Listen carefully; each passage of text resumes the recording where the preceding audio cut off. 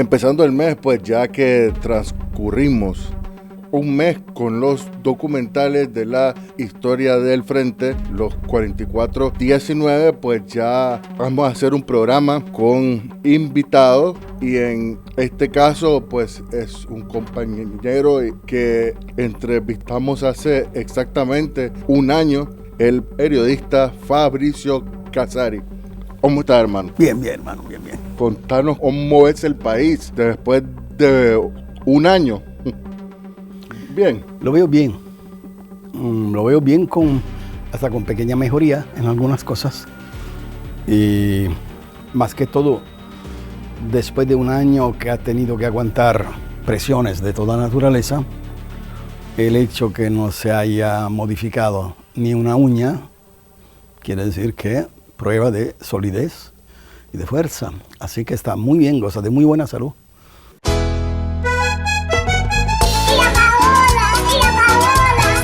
Se movió el portaaviones. Yo no voy así.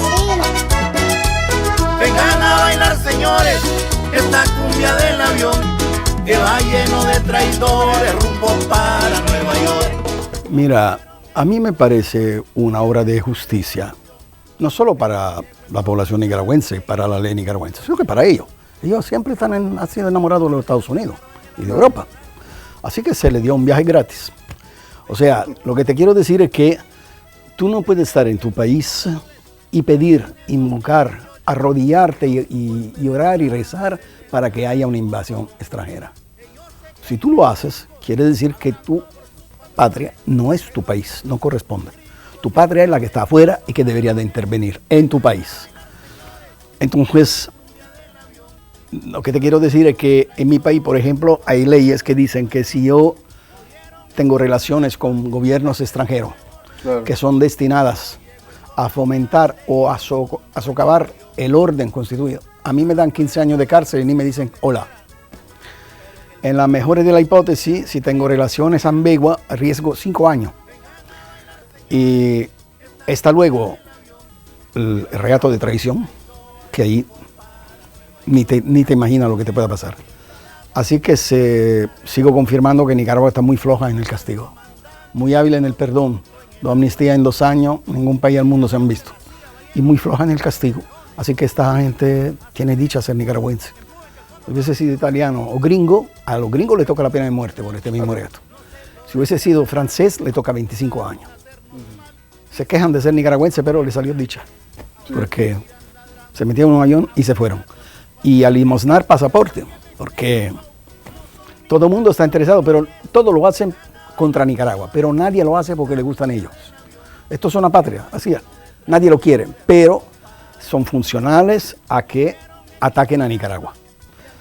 Un poco como, por otro lado, como Zelensky.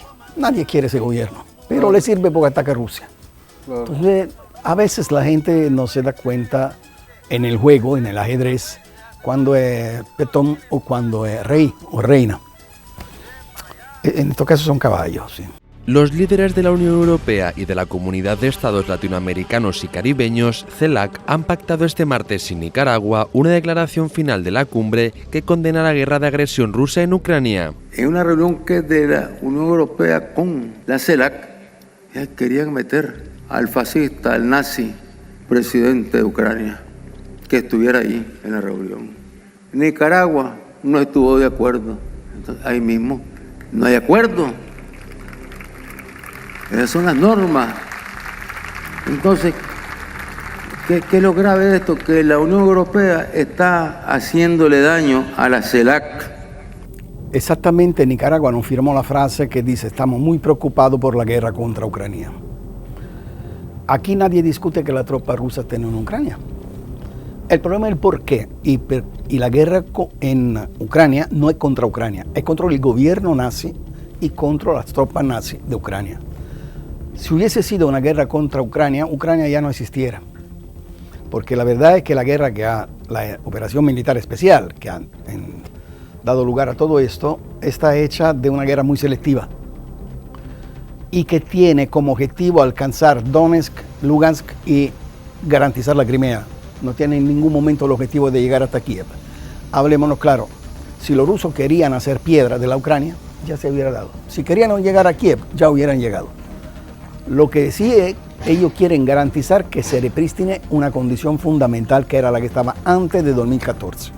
Claro. Porque lo que te escuchan y que te ven deben de saber que en el 2014 hubo un golpe de Estado fascista organizado por los Estados Unidos y la colaboración muy activa de la Unión Europea. De ahí comenzó una guerra porque dos repúblicas, autonombradas repúblicas como Donetsk y Lugansk en el Donbass y la Crimea, decidieron de no adherir al nuevo gobierno que había nacido por un golpe de Estado. Entonces era un gobierno ilegítimo desde el punto de vista constitucional. Esa república, esos territorios, dicen, yo me hago para atrás, no pertenezco a Ucrania. ¿Por qué? Porque es un golpe de Estado ilegal, fascista y revanchista y rusofóbico. Yo soy de idioma ruso, de religión rusa, de procedencia rusa. ¿Cómo voy a aceptar un gobierno que dice que quieren votarme? De ahí comienza una guerra que demora desde el 2014 al 2022 y que deja un saldo de 15.000 muertos, de los cuales ninguno hablaba. Claro, ni uno de los grandes medios, ni nada. Exacto. Y hay que entender que la parte de que estamos hablando es muy cercana a la frontera con Rusia, así como Crimea. Rusia se encontró en una condición con dos intentonas de golpe de Estado, una en Bielorrusia y otra en Kazajistán, que son pegados a los lados de Rusia. La guerra contra Ucrania, la guerra contra la población rusófona de Ucrania, y estaba en una condición con la última maniobra militar OTAN de estar a 7 minutos de alcance de los misiles de Moscú. Claro. Ninguna potencia nuclear te permite de meter tu misil a 7 minutos de distancia. Así como no lo hizo Cuba, no lo hicieron con el caso de Cuba en el 62, Sí. que aparte del reflejo ideológico uno lo puede entender, claro, no quiero tu misil frente a la puerta de mi casa. Lo mismo pasa con Rusia. Pero la verdad es que esa guerra no comienza en el 2022, comienza en el 2014. Y la población rusófona paga 15.000 muertos y destrucciones de todo. Llega el momento que Rusia dice, basta, aquí llegamos. Y lo dice después de haber pedido 3 veces, en 3 ocasiones distintas y formales, a la OTAN y al gobierno de los Estados Unidos de sentarse para buscar un arreglo para la recíproca seguridad de todas las partes, ya que los acuerdos de Minsk se habían desatendido. Claro. La respuesta de los Estados Unidos fue, ni nos sentamos a hablar con ustedes. La OTAN en Madrid, en la cumbre de Madrid, dice que Rusia es el enemigo de la seguridad mundial y le pone 200.000 soldados a la frontera. ¿Tú qué hubieras hecho? Entonces, correctamente Nicaragua, a mi manera de ver, dice, no, la historia no fue así. Y no es la guerra de Rusia contra Ucrania. Si tú hubieses dicho la guerra en Ucrania, posiblemente Nicaragua hubiera firmado. Estamos preocupados por la guerra en Ucrania. Pero si decir contra Ucrania, le está diciendo que el culpable es uno y el inocente el otro. Sí. Que no es lo mismo, de lo que no es la realidad, simple y sencillamente. Yo creo que Nicaragua con eso hizo una obra de claridad política, histórica. Paga un precio, porque todo el mundo contra uno, tú pagas un precio. Claro. Pero no importa, es una manera más de demostrar dignidad, de demostrar vertical, de demostrar que sos un país que no le tiene miedo a decir la verdad a la cara de nadie. Y la CELAC hace un error de perspectiva si piensa que Europa tenga algún interés de tener una relación positiva con ella. Voy a la segunda parte de tu pregunta. ¿Por qué? Europa necesita en América Latina lo que perdió aislando Rusia y aislando China. Sí, recursos, hidrocarburos, capitales, todo. Necesita de un lugar político en ese nuevo mundo que ya se está moviendo como loco. Europa necesita buscarse el centro, no te digo de un imperio, pero digamos de un bloque que vaya más allá de los países europeos. Y está buscando en América Latina, a través de la iniciativa de España sobre todo, está buscando en América Latina una referencia directa y privilegiada. ¿El tema cuál es, Marcio? Es que los países del occidente colectivo, así se llaman, ya han dejado de producir todo lo que la gente consume. La financiarización de la economía ha llevado a la producción toda a sur y a este del planeta, y en el norte, en el centro del capitalismo, está nada más acciones, obligaciones, swap, o sea, economía financiera pura. Pero la verdad es que ese ciclo de producción, distribución y consumo, Europa tiene solamente la última parte. La primera dos ya no la tiene. Y el primer país productor de trigo, el primer país productor de gas, el segundo país productor de petróleo, ya no lo quiere hablar y es Rusia. El mercado más grande del mundo es Rusia y no quieres hacer con ella. Con los chinos también te pones obligatoriamente a decirle que no quieres la nueva vía de la seda porque los Estados Unidos dicen que no debes aceptarla. Entonces, ¿con quién comercia Europa? Busca América Latina, donde hay los recursos que aquí no hay. Comenzando con los alimentos y terminando con la tierra rara, que son la postura del mañana. Tú, si no tienes tierra rara, me refiero al litio, a otros materiales, que América Latina abunda, tú ya no construyes celulares, no construyes pantallas, no construyes nada. Tú puedes tener toda la inteligencia artificial del mundo, pero nunca vas a ganarle a los chinos que están 10 años adelante con nosotros. Pero para construir toda la instrumentación que a ti te necesita por el desarrollo tecnológico, tú tienes que tener esos materiales. En Europa se habla de transición ecológica, que es una manera por decir, hasta que yo inclino el planeta, está bien, pero si lo hacen otros, ya no va bien. Entonces yo pongo el know-how. Ok, para poner el know-how y para poner la tecnología, tú necesitas de esos minerales. Y esos minerales no los tienes. ¿Quién lo tiene? Lo tiene América Latina, lo tiene África. La Unión Europea vota a favor de Cuba en las Naciones Unidas desde hace 15 años. ¿Cuál es lo nuevo? En tanto queda así. Pero mira el caso de Argentina, que fue sintomático. Le dicen a Argentina, vamos a ayudarlo con la reivindicación de las Malvinas, que hasta hace un año antes, cuando la Unión Europea todavía tenía Inglaterra dentro, se llamaban Falkland, y que de repente se llaman Malvinas. Ok, entonces le dicen, vamos a defenderte con las Malvinas. Sin embargo, 2 días después, le dicen, no, espérate, no te equivoques. Nosotros hemos dicho solamente que estamos preocupados por la cosa, que sí, tenemos en cuenta de sus reivindicaciones históricas. Pero nada. Europa, cuando hubo la guerra con la Malvinas, estaba con Inglaterra, no estaba con Argentina. Los Estados Unidos estaban con Inglaterra, no estaban con Argentina. Entonces, es una manera, yo creo, de tomarle el pelo a América Latina. Y estoy un poco, no preocupado, no, pero me he quedado pensativo porque muchos países que respeto, que le tengo mucho crédito y mucho valor, aceptaron de firmar una cosa que es evidentemente pura agua, no hay nada detrás. Yo en su parte no hubiera dejado solo Nicaragua. Yo le hubiera dicho, firmamos una cosa donde se dice, dejamos aparte los daños coloniales, pero donde se dice, ya no bloqueo, ya no sanciones, quiten las sanciones europeas, porque hay sanciones europeas contra los países latinoamericanos, hay sanciones europeas contra Cuba, contra Venezuela, contra Nicaragua. Entonces, yo al lugar de la CELAC le hubiera dicho, primero nos sentamos y quitamos las sanciones, por lo menos la europea. Ya después vamos viendo si podemos firmar todos juntos. En cambio no, eso no se hizo. Europa ahora tiene la ilusión que habla con Latinoamérica y Latinoamérica tiene la ilusión que Europa la escucha. Son 2 ilusiones en una.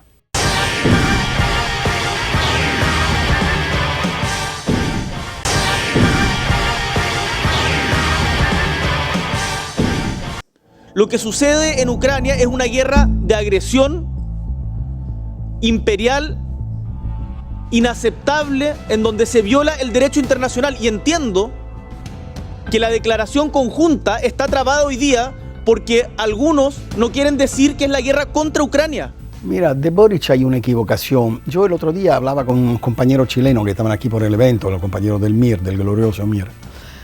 Con ellos todo el mundo me decía, me dice, Fabricio, he leído una cosa de Boric en cuanto fue elegido, que tú decías, oye, no se hagan ilusiones con este pendejo. Y la verdad es que dice, ¿cómo él había adivinado? Pues haciendo un recorrido rápido de su carrera. Dice, nosotros tratamos de decirlo a todos, si no nos escucharon. Este no es un progresista, es la izquierda de la derecha.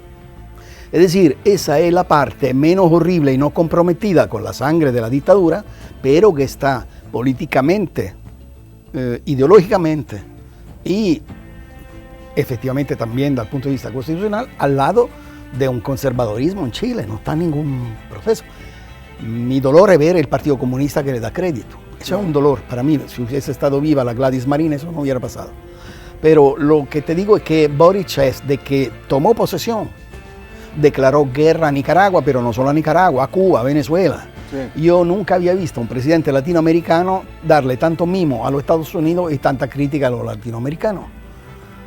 Hay gente que habla español y piensa en inglés, hermano. invitó a Zelensky a... Sí, invitó a Zelensky, pero fue el único porque nadie lo quiso. Claro. Que tiene que ver Zelensky. Ahora parece que cualquier cumbre se reúne, aunque sea la cumbre de los zapateros, hay que estar Zelensky ahí. En mi país dicen que te venden los televisores con ya la cara de Zelensky adentro, porque en todos los lados está Zelensky. Claro. Eso no se puede, eso es una barbaridad y este enanito es muy peligroso porque anda dando vuelta buscando la Tercera Guerra Mundial. Claro. Afortunadamente, lo mismo Estados Unidos saben que pueden llegar hasta cierto punto. La última fue de pedir a los Estados Unidos de escoltar los barcos de trigo ucranianos por el Mar Negro. Y los Estados Unidos le dijeron, tú sabes que ahí vienen las tropas navales, los buques navales de guerra rusos. ¿Tú crees que nosotros nos vamos a confrontar y abrimos la Tercera Guerra Mundial por un barco de grano ucraniano? Claro. Tú estás loco, completamente loco. No ha entendido que Ucrania, los gringos la usan para atacar a Rusia, pero no porque sean destinados a sacrificar el planeta por garantizar la sobrevivencia de ese régimen nazi. La verdad es que lamentablemente hay solamente 2 personas en el mundo que le dicen a este que es nazista, porque es nazista. Claro. Una es el presidente Putin y el otro es el comandante Ortega. Sí. Parece que lo otro le da pena decirlo lo que es. Los símbolos son nazis, el ejército, sí. Los batallones de Azov a otros son nazis. Y lo que han hecho son nazis, es de nazi. No sé por qué comenzaron a decir que ya la guerra iba a cambiar porque se le entregaba un equipamiento militar como los carros armados, los tanques, y esto iban a cambiar la guerra. Lo llegaron y están ahí quemados, destruidos. Después dijeron que le iban a llegar los cañones, los HIMARS, de todo tipo. Occidente ha entregado a Ucrania 200 mil millones de dólares en armas. Le ha dado todo lo que tiene, ya no tiene más. Claro. Y por supuesto que no le va a dar aviones que cada uno cuesta 70 millones de dólares para que eso ataque en Rusia, porque después ahí de verdad se acabó el mundo, porque Rusia no va a tolerar eso. Entonces le han dado todo tipo de consejeros militares, ayudas militares, armas, dinero, financiamientos incluso para los mercenarios que vienen a pelear ahí. No hay nada que hacer. Rusia sigue ocupando el 25% del territorio ucraniano desde el primer día hasta allá se ha quedado. Está decidiendo si tomarse Odessa o no tomarse Odessa, porque si se toma Odessa significa que Ucrania deja de ser un país con desemboque al mar. Claro. La guerra terminará cuando terminará, es decir, más o menos alrededor de las elecciones de los Estados Unidos en un año, con Ucrania partida en 3 partes. En la primera, el norte, que será propiedad de la Polonia, la región de Galicia. En Galicia, los polacos reivindican su propiedad y su poderío allá. En el sur, donde está el Donbass, estarán los rusos y por de medio estará Kiev. Ya no van a tener ni el desemboque al mar, porque los rusos, si se cansan definitivamente, toman Odessa. Entonces, obviamente, los rusos están cansados de esa operación militar especial. Tampoco que no ven la hora de seguir en guerra. No. Simple y sencillamente debe de caerse aquel régimen nazi. Entonces, el arreglo que se tiene que hacer un arreglo entre todos los participantes de la operación. Si Rusia, la OTAN, porque esa es una guerra de la OTAN contra Rusia, no es la guerra de Rusia contra Ucrania. Claro. Por eso también Nicaragua, ¿no? Te dice, no, yo no sé todo eso porque es falso. La guerra es de OTAN contra Rusia.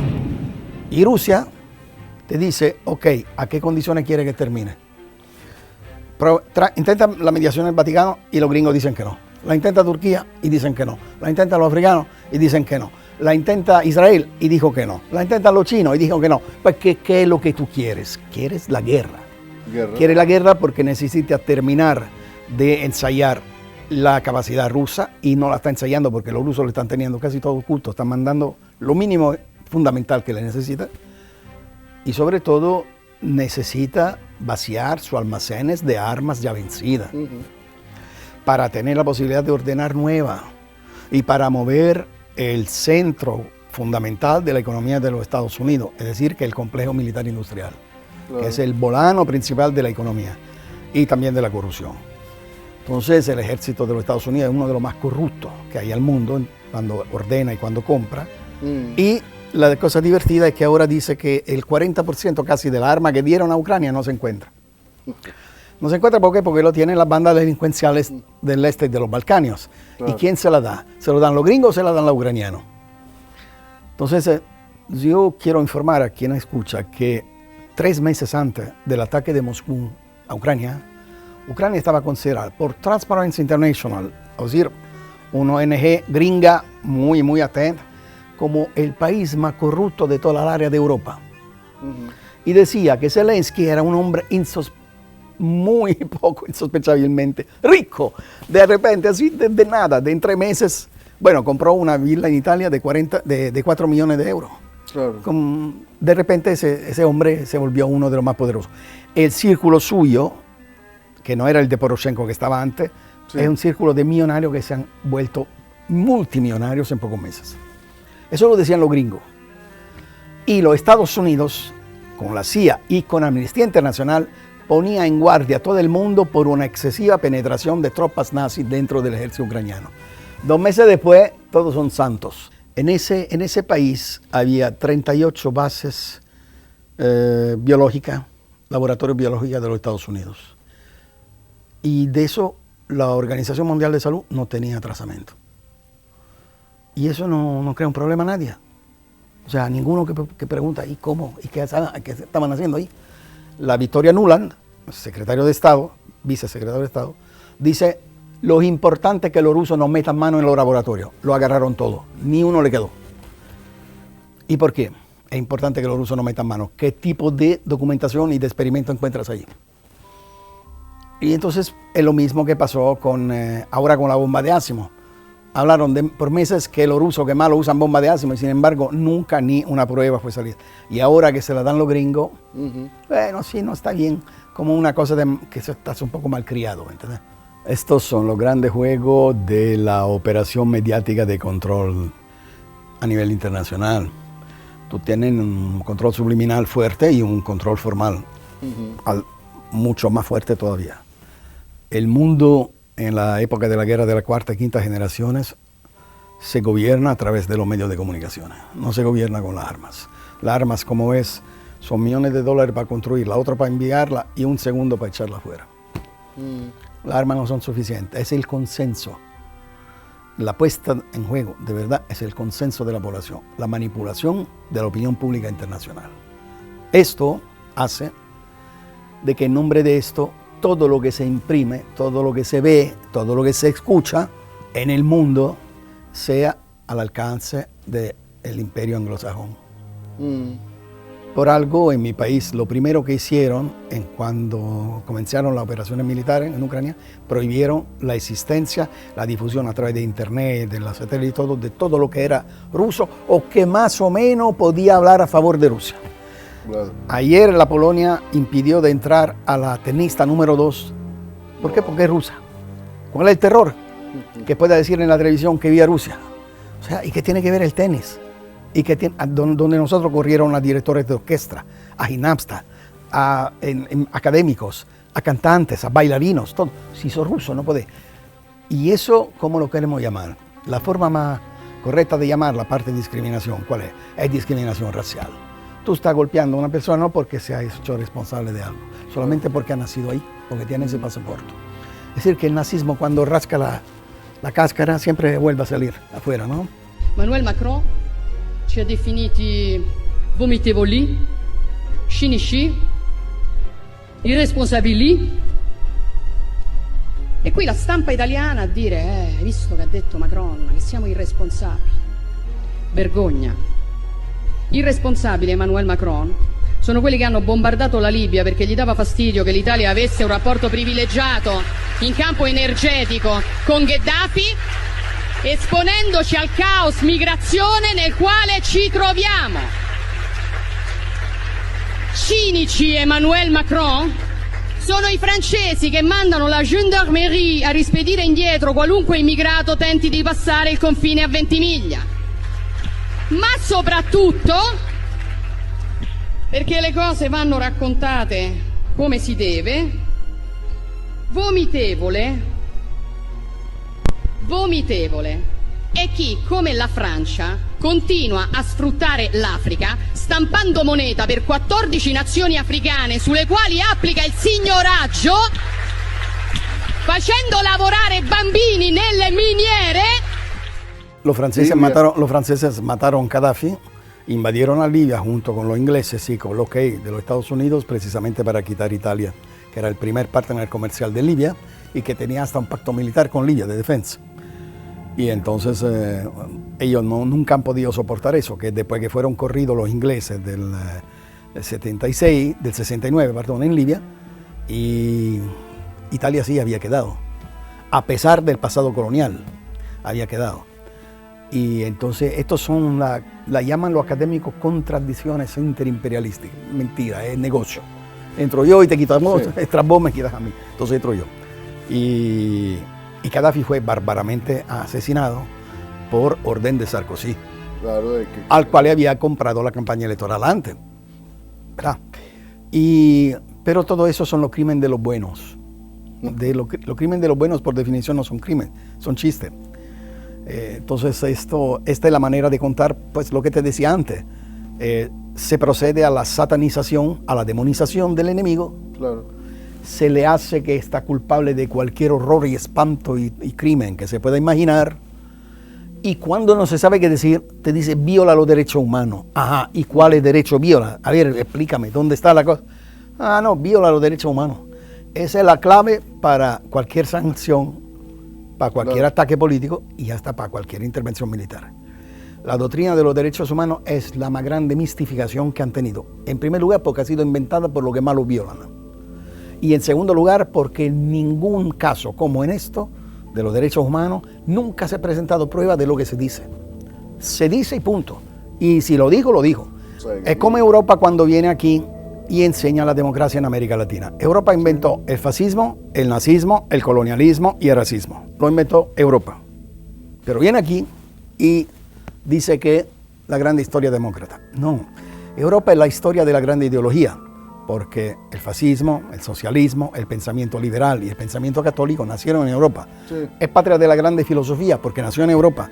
Es patria de las grandes conquistas políticas de la historia, pero no de ningún momento es patria de derechos humanos. Las mejores escuelas de tortura fueron inglesa y española. Sí. Y los gringos aprendieron de ellos. Entonces, los más grandes torturadores se movieron en nombre y cuenta de la reina. Claro. Tanto la reina inglesa como la reina española. Y así que no se entiende. Y en África, lo que hicieron en África, y también Italia tiene su papel muy, muy grave en África, en la historia de Libia. Italia fue el primer país del mundo a utilizar armas químicas contra las poblaciones civiles. Y transfirió 1 millón de personas de la Cirenaica a la Tripolitania en cadenas y murieron 100.000, uno cada día. Esto era Italia, pero si tú le preguntas a Italia, dice, no, italianos somos buena gente. Al menos 79 migrantes han perdido la vida en un naufragio ante la costa griega. El pesquero se hundió este miércoles con cientos de personas a bordo en el mar Jónico, según la Guardia Costera de Grecia, que ya ha advertido que es probable que aumente el número de fallecidos. Hasta el momento han podido ser rescatados con vida 104 personas, 24 de las cuales han sido trasladadas al hospital de la ciudad de Kalamata, a unos 250 kilómetros al suroeste de Atenas. Si tú lo que necesitas siguen siendo brazos baratos, y en vez que invertir para que cada país tenga su desarrollo, tú le quitas hasta lo que tiene de mineral, lo que tiene de productos de suelo, subsuelo, de agua, de aire, y lo obligas a las migraciones. Mira, Marcio, si sigue así la modificación de la geotérmica, en 10 años la temperatura de África se puede subir de 1,5 puntos a 2, que a tierra significa 10 grados más. Eso dará lugar a migraciones no de miles, de millones y millones y millones de personas. Entonces, un imperio inteligente dice, busquemos la manera que no le venga la gana de venirse para acá. Y el imperio estúpido dice, impedímosle que vengan acá. Y está lleno de estúpidos. Está lleno de estúpidos. Y creen que se pueda vaciar el mar con balde. Y no es así. Claro. Y no es así.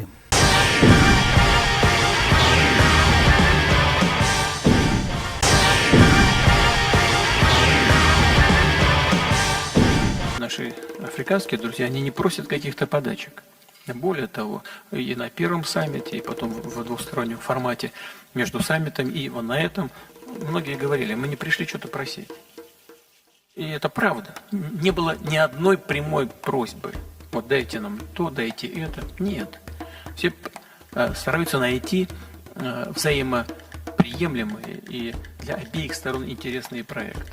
We are Putin and Putin is us and we will never support imperialism against President Putin.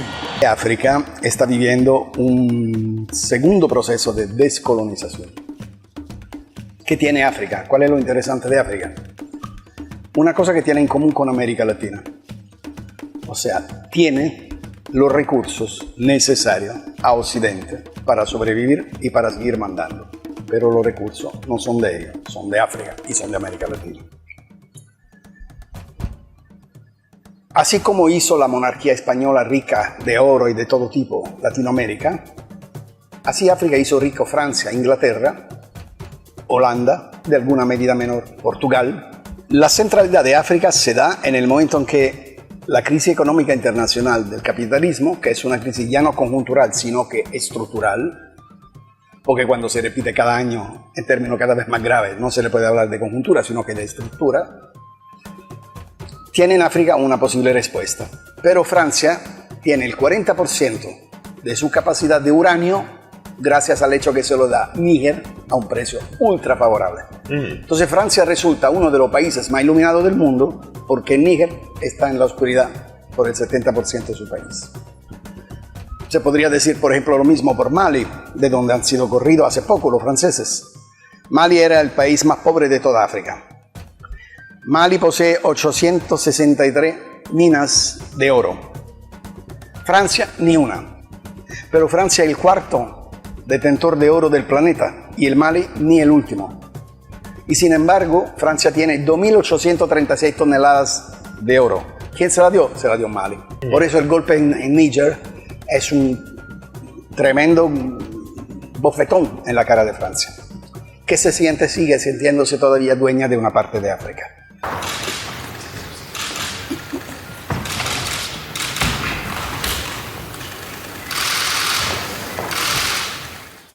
Buenos días, gracias por brindarme la oportunidad de expresar mi opinión en este formato.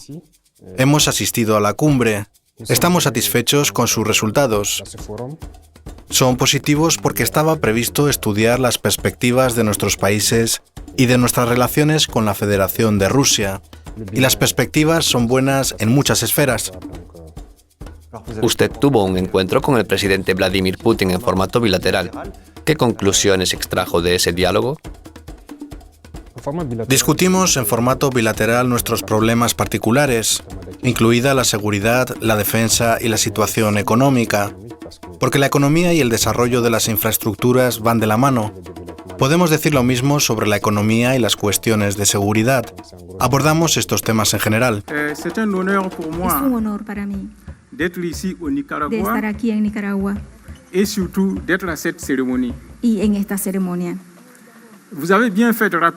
Ustedes se acuerdan el pasaje del presidente Tomás Sankara aquí en el 86. El presidente Daniel Ortega también fue a nuestra capital en el 86.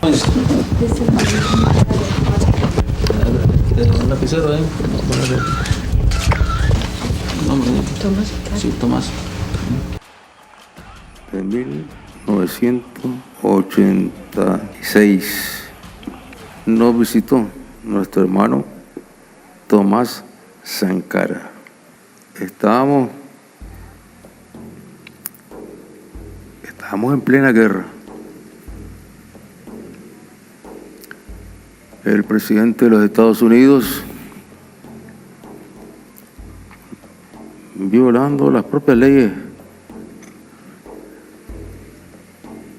y códigos norteamericanos, violando el derecho internacional. En esas condiciones que estuvo Sankara aquí en Nicaragua, lo llevó a escribir lo que leía Rosario. Habló con el corazón, habló con el alma. Y nos identificamos con él inmediatamente. Era el líder revolucionario más joven de África y con una enorme autoridad, con un gran prestigio. Y luego le visitamos allá y nos hicimos hermanos. Cuando él vino aquí a Nicaragua nos hicimos hermanos. Y cuando nos encontramos allá también ratificamos esa hermandad. Cuando yo hablo del comandante Daniel, por honestidad, debo decir a todo que le tengo un cariño inmenso, porque si no sería hipócrita de mi parte, ¿no? Pero fíjate que todo ese cariño no me hace velo en el juicio. Así que dije eso como premisa porque van a decir, sí, ya, ¿por qué lo quiere? No. Yo considero al comandante Daniel Ortega, en primer lugar, un estadista, que ha demostrado a lo largo de los años de tener la capacidad de tomar un país de gente y hacerlo nación, y de tomar una nación y hacerlo un Estado. Y eso se llama ser estadista. Es decir, que ha sabido tener un dibujo, una visión del país y concretarla. Eso se llama estadista. ¿Cuál es la diferencia entre un gobernante y un estadista? Que el gobernante ve a la próxima campaña electoral, el estadista ve en perspectiva de años. Y Daniel está viendo en perspectiva de años, porque Nicaragua está paulatinamente cambiando su alma, en el sentido que pasa de ser un país rural y pobre y se está volviendo en un país que está metido en muchas más áreas de la economía, que desarrolla mucho el comercio, que desarrolla mucho la producción. Es decir, ya no va a ser un país solamente de campesinos sembrando y cosechando. Va a ser un país que tiene autosuficiencia alimentar, autosuficiencia energética, autosuficiencia política, que son las tres cosas fundamentales, y que se proyecta hasta tecnológicamente hacia el futuro. El futuro de Nicaragua es un futuro que se vislumbra maravilloso. Ese mérito del comandante Ortega. ¿Cómo se hizo eso? Se hizo a través de la leadership del Frente Sandinista. ¿Y por qué existe el Frente Sandinista? Porque el comandante Ortega lo salvó en el 94. Entonces, cuando tú me dices qué pienso del comandante Ortega, pienso que salvó el Frente Sandinista y salvó a Nicaragua. Ya solo con eso es la figura más relevante de la historia del país. De poder decidir de qué siglos te quieres comenzar. Ahora, nadie ha decidido más el cambiamiento de Nicaragua, así como lo ha decidido el comandante. Y a nivel internacional es uno de los últimos líderes. Después de la muerte del comandante Chávez y de la muerte del comandante Fidel, no hay ninguna figura de líder carismática en toda Latinoamérica. Hay buenos presidentes, hay presidentes más o menos, hay jefes de organismos de partido político, pero líder, en el sentido de Daniel. Daniel aquí es un padre de la patria, no es solamente el secretario del frente y no es solamente el presidente. Y ese papel se lo ha ganado y se lo reconoce la gente. Te voy a decir una cosa, Marcio, para concluir ese pedazo. Normalmente, fisiológicamente, la sociología política te lo enseña, el tiempo de gobierno es contratendencia al tiempo de consenso. Es decir, tú más duras como gobierno, más se reduce el consenso. Porque la gente se cansa. Así de sencillo, porque la gente dice, bueno, cambiemos, porque aquí cada vez el frente tiene más consenso. El Frente Sandinista en Nicaragua, los sandinistas en Nicaragua son, creo, entre el 35 y el 40% de la población. ¿Cómo llegas a tomar el 70% de los votos, 72%? Porque tú eres sandinista, pero el valor de lo que está haciendo te lo reconocen también los que no son sandinistas. Y eso es el logro mayor de un político. Porque tenerte lo tuyo, bueno, no es fácil, pero de alguna manera está escrito. Pero ganarte lo otro, yo conozco liberales que votan sandinistas, que son de fe liberales que votan sandinistas porque dicen, ya está gobernando bien, el país va bien. Entonces esto es ser estadista, volvemos al tema. Y ser respetado a nivel internacional es ser estadista. Tú le puedes poner sanciones, le puedes poner amenazas, puedes hacerle lo que te da la gana, pero es un hombre respetado. Y entonces la opinión mía del comandante Daniel es que otra vez, como ya te dije al comienzo, por otro bando, los nicaragüenses tienen dicha. Sí, me gustaría hacer a cambio con lo mío, pero No se puede, o sea. La compañera Rosario, sobre todo en los últimos años, ha sido, como ya he escrito, parte directa de la eficiencia de gobierno, de la máquina de gobierno, que no es nada fácil. Estamos hablando de un país cuya base académica fundamental es escasa, donde tú no tienes niveles de preparaciones muy altos y muchas veces cuando lo tienes están al otro lado, lamentablemente. Entonces, organizar de la nada y construir un gobierno que funciona. Nicaragua tiene ministros excelentes, tiene personas muy preparadas y la coordinación de todo eso está en la mano de la compañera. Y el trabajo es excelente. Sobre todo me refiero al plan de la comunicación. Nicaragua no volverán a tomarla por sorpresa. Y eso se debe al comandante, se debe a la compañera. Es decir, que la estructura de defensa mediática que Nicaragua ha levantado es buena por un país 3 veces más grande que Nicaragua. Y eso se le debe reconocer que a Rosario ha dado al tema de la comunicación un valor central, fundamental. Y yo no puedo estar de acuerdo en eso porque, no por comunicador, no por conveniencia, porque la realidad es lo que pienso. El futuro se juega en quien detiene la capacidad de condicionar la comunicación. A ver, si tú te haces una pregunta a veces, ¿qué es el poder? En un diccionario italiano puedes encontrar entre las 2.000 y 3.000 definiciones distintas de la palabra poder.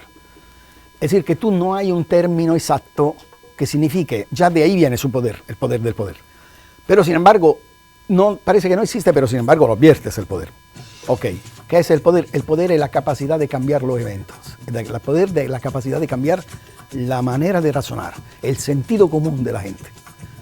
Y eso se hace a través de una política de desarrollo comunicacional, que cuando la bajas a tierra está hecha de 1000 momentos, incluso el tuyo, está hecho de 1000 momentos porque no dejas libre ni un pedacito así de la posibilidad de organizar el sistema, el funcionamiento del sistema lógico de la gente. ¿A través qué? A través de la verdad, que no solo es revolucionaria, como decía Lenin, sino que es exactamente lo contrario del imperio mediático que te la quiere quitar. Entonces, este trabajo no tiene precio, es muy importante. Y creo que se combinan bien los. Claro. Mira, el mensaje que quiero darle es el siguiente. Yo vivo atrincherado defendiendo la verdad de Nicaragua, porque es paradigmática, no solo porque es un país que amo, porque de verdad aquí tocas con mano todo lo que normalmente estás acostumbrado a discutir o a elegir en convenios. Y la verdad que Nicaragua duele mucho a lo que quieren adueñarse y no pueden, porque lo que ha hecho el sandinismo en esa su historia es de restituir Nicaragua a los nicaragüenses. Entonces, como estoy hablando de los nicaragüenses deberían de estar muy orgullosos de esto, y creo que lo estén. Y deberían estar muy felices de esto. ¿Eso quiere decir que es el paraíso terrestre? No, no existe el paraíso terrestre. Todo se mejora, todo tiene que ser hecho, y mucho hay que por hacer. Pero seguramente el camino trazado es el camino correcto.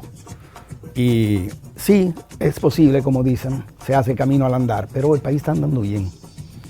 Y está andando bien no solo en forma absoluta, sino que está andando bien relativamente a los otros países. La crisis económica es espantosa y hay frente a los próximos 10, 15 años, no tanto, 10, 15 años de la humanidad, interrogantes enormes, poderosos. La sociedad postindustrial, la sociedad posttrabajo, las sociedades postclimáticas. Es decir, interrogantes por el mundo que tienen que ser enfrentados. Y enfrentados por gobiernos que trabajan a nombre del pueblo, es cosa muy distinta que enfrentarlo con un gobierno que trabaja a nombre del poderío económico transnacional. Así que lo que puedo decir a los nicaragüenses, Marcio, es que qué bueno que hayan nacido en Nicaragua y qué bueno que sigan defendiendo a Nicaragua y que sigan amando a Nicaragua. Fabricio, gracias. Gracias a ti, Marcio. Estaremos pues en un año, pues. Sí, una vez al año, no hace daño, como se dice. Bueno, plomo, okay. Entonces, hasta la próxima.